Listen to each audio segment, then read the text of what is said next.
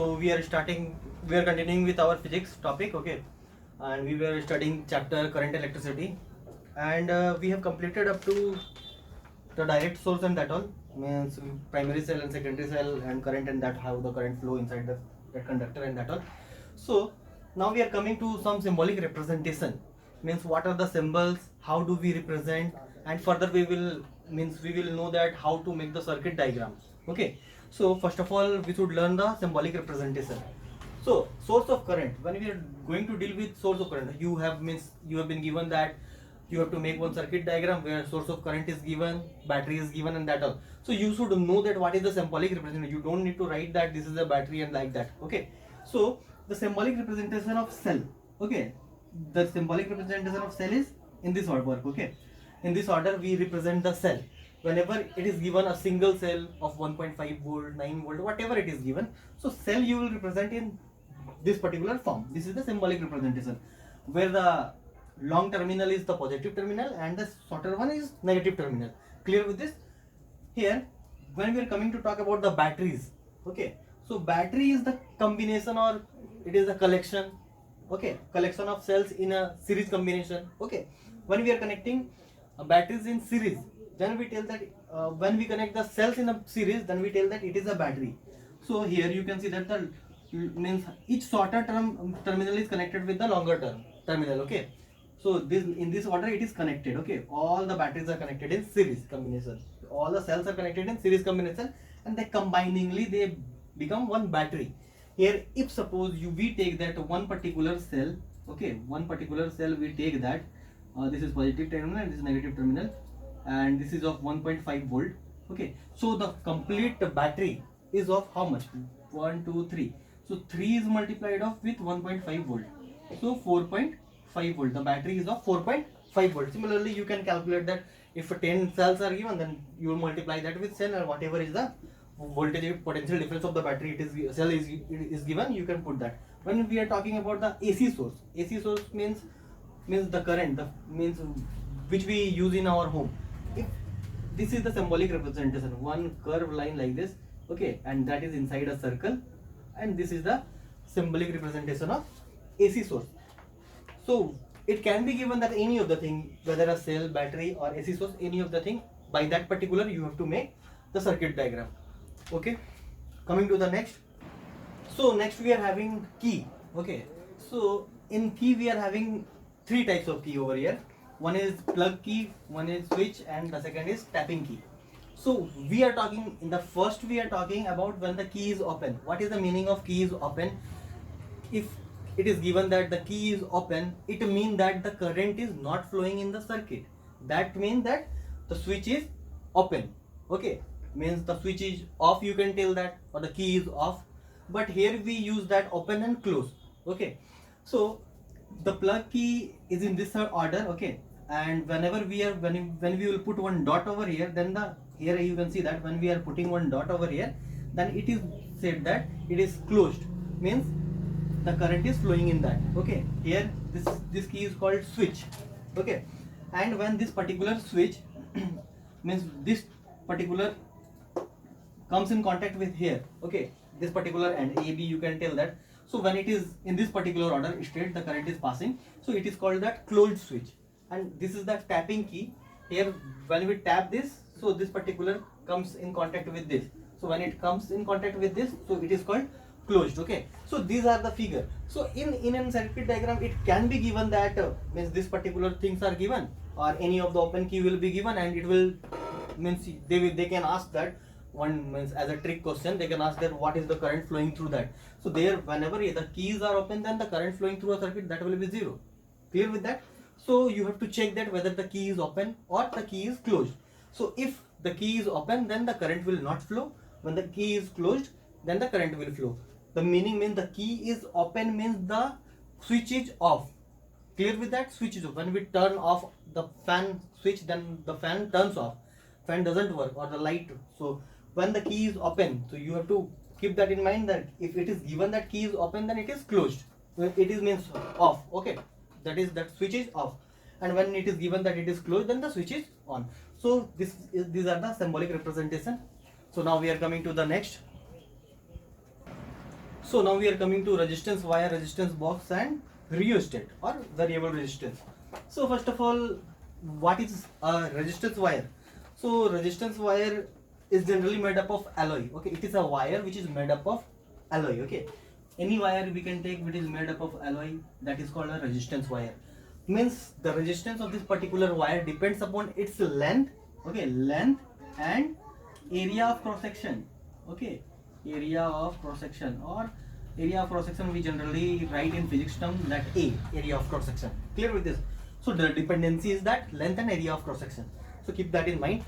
So next is that resistance box. Okay, in resistance box we are having this type of box, and what it is given that 2 points are there which is to be connected with the power source and other whatever the complete circuit. Okay, A and B are the points are given by which we will connect it to the circuit. After that, here the small keys are given. If suppose this is 1 ohms, it is 2 ohms, it is 3 ohms, 4 ohms, 5 ohms, 6 ohms, 7 ohms, 8 ohms, 9 ohms, like this. So different values are given. So if we pull out this particular key number 3, okay, so if this is that 3 ohms, then this box will act as 3 ohms resistance. If we will pull out this particular 7, then it will act as 7 ohms resistance. So this is the resistance box. The use is that here we are having the various number of resistance. In one box we are having more than 4 or 5 resistance, and we can vary that. The means the resistance over there, we don't need to connect different resistance again and again. In one box the multiple option is given, we can use that the different options over here. So this is the resistance box. Now we are coming to the rheostat. Okay, this particular device is called rheostat. So first of all, before explaining this, I would like to tell you the connection of the rheostat. We can connect one of the wire in terminal A and the second wire in terminal B. This is the first type of connection. And second type of connection, we can connect one of the wire in B and the second wire in C. Okay, so this, and what is that? A metallic wire. Here asbestos sheet we are having rod. Okay, and in that the wire is wounded over there. Okay, circularly we have rotated the wire over here, and this is connected, the wires are connected with A and B, continuous connection with that. And one we are having brass rod above the this resistance wire. Okay, above that we are having one brass rod, and brass rod is connected with jockey. Clear with this? Brass rod is connected with jockey, and this jockey is movable. We can take this jockey to this side, and again we can bring any of the side. Okay, so what happens when the jockey moves? Okay, when this particular jockey moves, so it comes in contact with different length of the wire. If we are connecting one terminal over here and the second terminal over here, clear with this?